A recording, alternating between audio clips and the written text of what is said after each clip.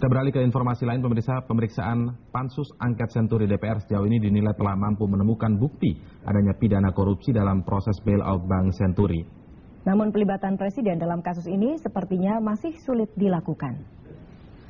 Hal ini dikemukakan ekonom Ihsanuddin Nursi. Menurutnya indikasi tindak pidana korupsi antara lain terjadi pada dana 18 juta dolar Amerika yang digelapkan Robert Tantular.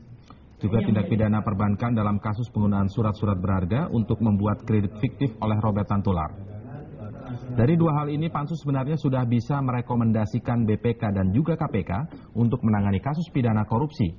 Sementara pidana perbankan ditangani oleh polisi bekerja sama dengan BPK. Kendati demikian, upaya untuk menuntut Presiden SBY bertanggung jawab dalam aliran dana Bank Senturi susah dilakukan. Karena terkendala banyak peraturan, diantaranya Undang-Undang Bank Indonesia dan Undang-Undang Kerahasiaan Perbankan. Keseluruhan penyaluran sejak tanggal 24 November sampai dengan akhirnya berjumlah 6,762 adalah berpotensi kerugian negara. Nah, situ masalahnya. Nah, situ ada dua, masalah pidana dan masalah salah kebijakan.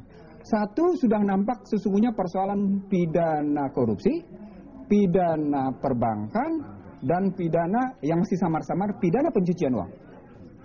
Pidana korupsi sesungguhnya sudah nampak pada persoalan angka 18 juta US dollar. Sudah kelihatan, muncul sekali. Kemudian juga ketika dinyatakan penyaluran tanpa dasar hukum sudah menimbulkan kerugian negara. Itu pidana korupsi.